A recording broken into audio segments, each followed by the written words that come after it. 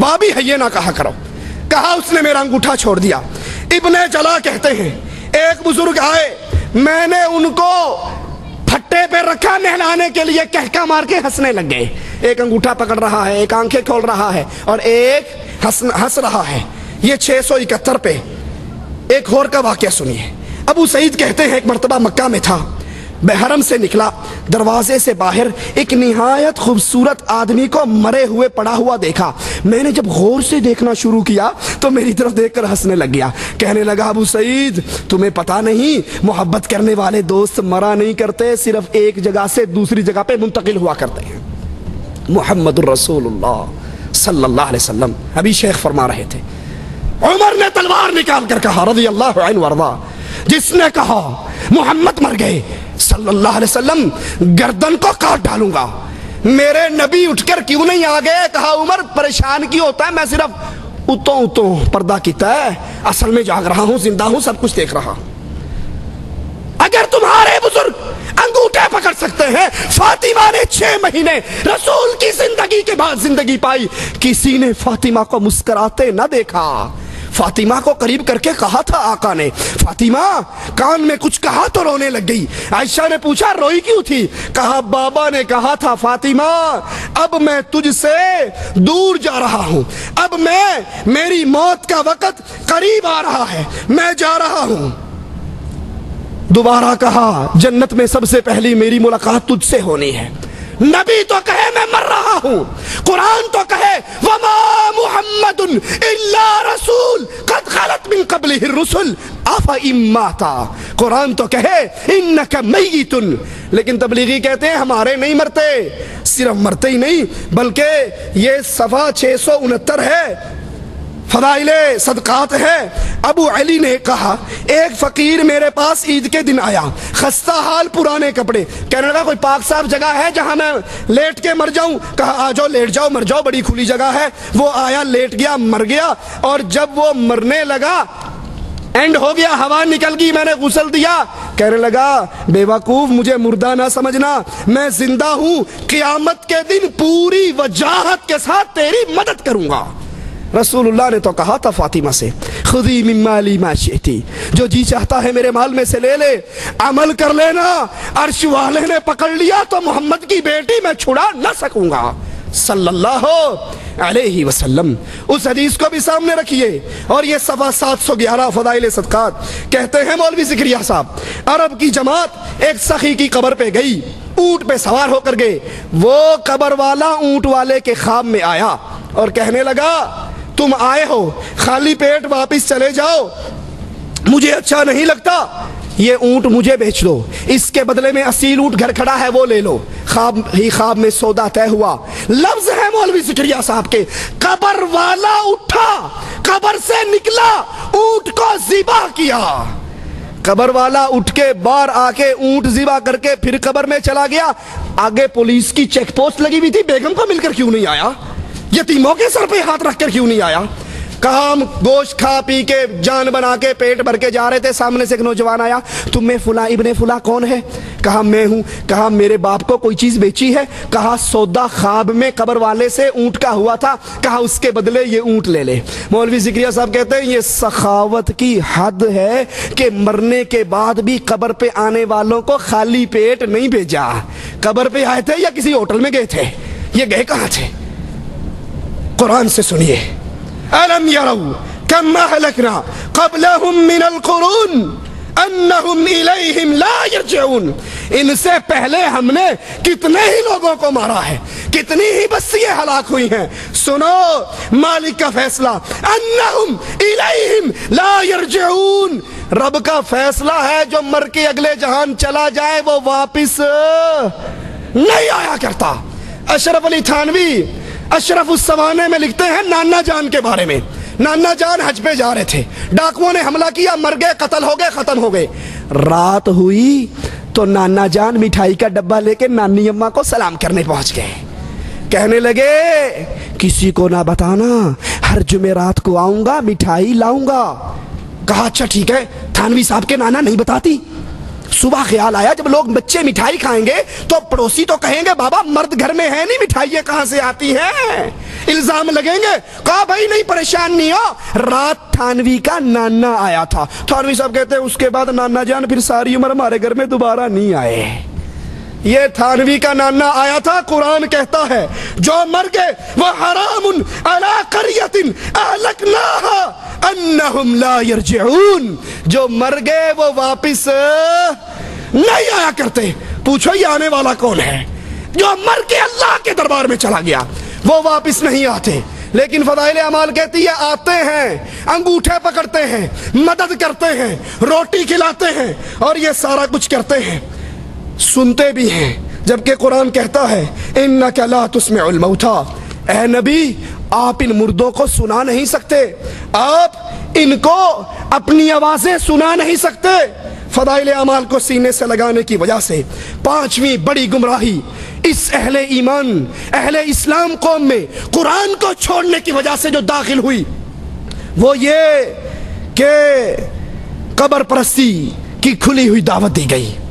قبر پرستی کی دعوت، بزرگوں سے، مرے ہوئے بزرگوں سے مدد مانگنے کی دعوت، ان سے مسائل حل کروانے کی دعوت، یہ فضائل صدقات ہے۔ صفحہ اس کا 716 ہے۔ کہتے ہیں ہمارے ایک آدمی تھے مصر میں، ایک صاحب خیر، کوئی دلیل نہیں، ایک بندہ آواز پہ آندھی ہے، مصر میں ایک صاحب خیر ضرورت مند فقیروں کو چندہ اکٹھا کر کے دیتے تھے۔ ایک فقیر آیا، چندہ مانگا، کہیں سے نہ ملا، ہر جگہ سے مانگا، آخر میں ایک سخی کی قبر پہ جا کر بیٹھ کر سارا حال سنا دیا کہ یہ غریب ہے، اس کو کچھ نہیں مل رہا، اور آ کر اپنے پاس سے 1 دینار توڑا، آدھا اس کو دیا، آدھا جیب میں رکھا۔ رات کو یہ قبر والا خواب میں آیا، کہنے لگا اس وقت مجھے بولنے کی اجازت نہیں تھی، میں نے باتیں تیری ساری سن لی تھی، بولنے کی اجازت نہیں تھی، میرے گھر میں جاؤ، انہیں کو چولہے کے نیچے جو مرتبان ہے وہ پھاڑو اور وہاں سونے اور شرفی دفن ہے وہ مجھے دے دو۔ یہ گئے، جگہ پھاڑی، سونا نکالا، اور پھر ان گھر والوں سے کہنے لگا خواب کی بات ہے، حقیقت نہیں ہوا کرتی، تم سونا رکھ لو۔ کہا بڑی بے غیرتی ہے، وہ مر کے بھی سخاوت کر رہا ہے اور ہم زندے اس پہ قبضہ کر لیں۔ قبر والے پر جاؤ، قبر والے کے پاس بیٹھو اور وہاں جا کے اپنی مشکل سناؤ۔ یہ فضائل حج ہے ہمارے ہاتھ میں، اس کا صفحہ 138 ہے۔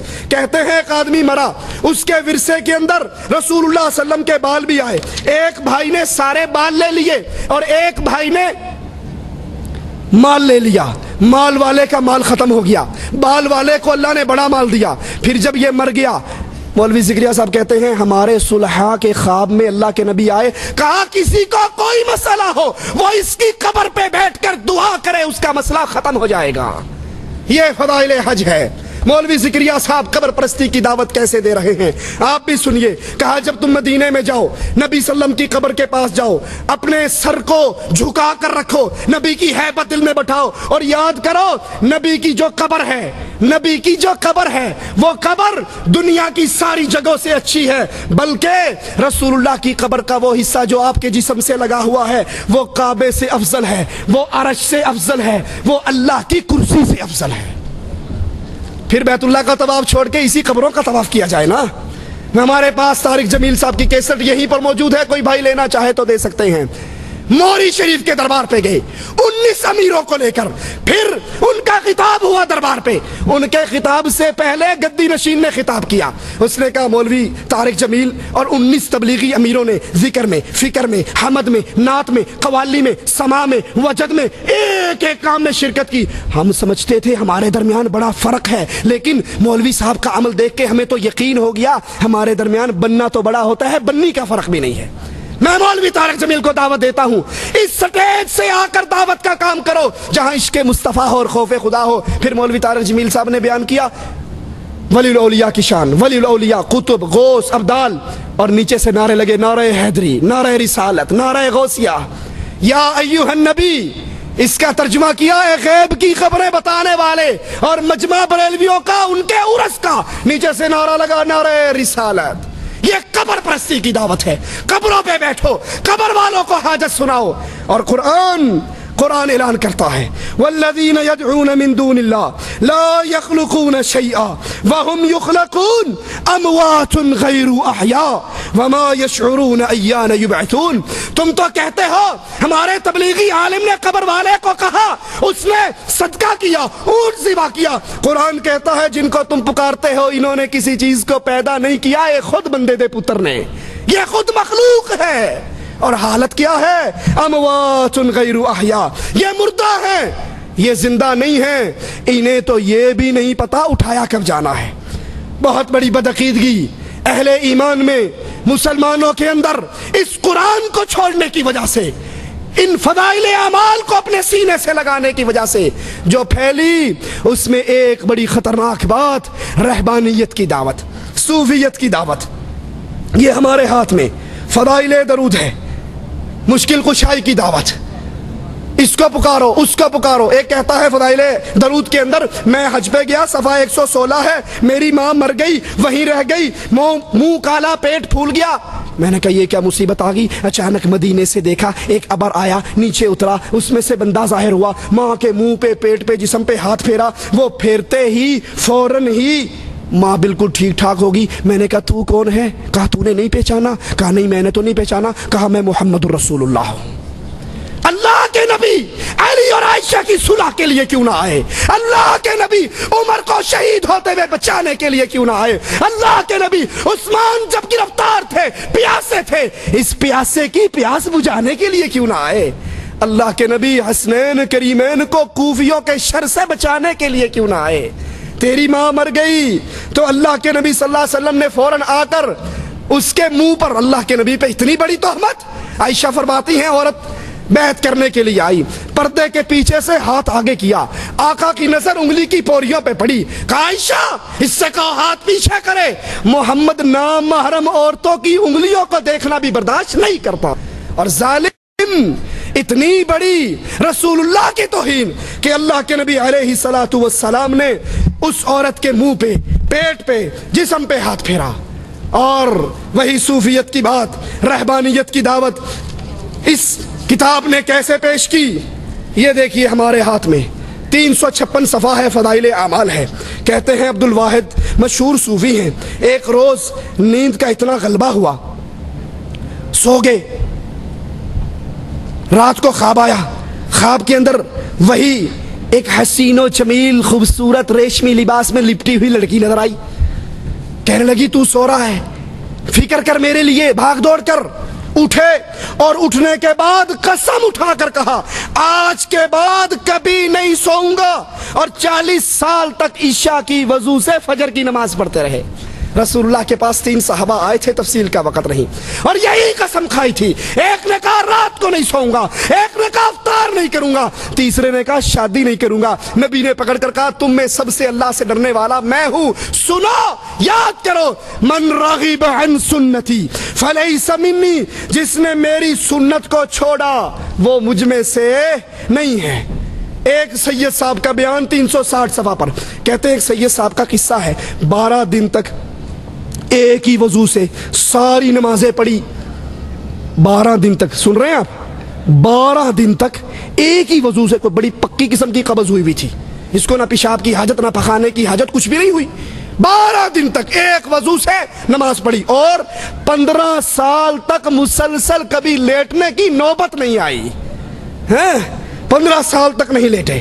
اور صفحہ 382 پہ ایک اور بزرگ کے بارے میں کہتے ہیں، ان کے پاس ایک مرید آیا، انہوں نے فجر کی نماز پڑھی، فجر کی بعد نفل شروع ہو گئے، نفل لے کر ظہر تک پڑھتے رہے، ظہر کی نماز پڑھی، ظہر کی نماز کے بعد پھر نفلوں میں شروع ہو گئے، عصر تک نفل پڑھتے رہے، عصر کی نماز پڑھی، اس کے بعد دعا میں مشغول ہو گئے، مجھ سے فارغ ہوئے، مغرب کی نماز پڑھی، مغرب کے بعد نفلیں شروع کر دی، پھر عشاء کی اذان ہوئی، عشاء کی نماز پڑھی، یہ بیٹھا رہا بیچارہ انتظار کرتا رہا، عشاء کے بعد نفلیں شروع کر دی، پھر صبح ہوگی، صبح کی نماز پڑھی، صبح کی نماز پڑھنے کے بعد ذکر شروع کر دیا، بیٹھے بیٹھے آنکھ لگ گئی تو فوراً آنکھ کھول کے کہتے ہیں استغفر اللہ، اس آنکھ سے اللہ کی پناہ جو نیند سے بھرتی نہیں ہے۔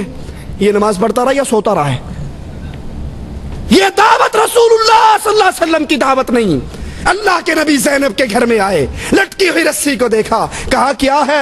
کہا جب زینب تھک جاتی ہے پھر زینب اس کا سہارا لے کر، اس کا ٹیک لے کر، اس کا ٹیک لگا کر پھر نماز پڑھتی ہے۔ کہا اس کو کھول دو اور اس کو سنا دو، جب وہ تھک جائے تو اس پر اس کے جسم کا حق شروع ہو جاتا ہے۔ فرمایا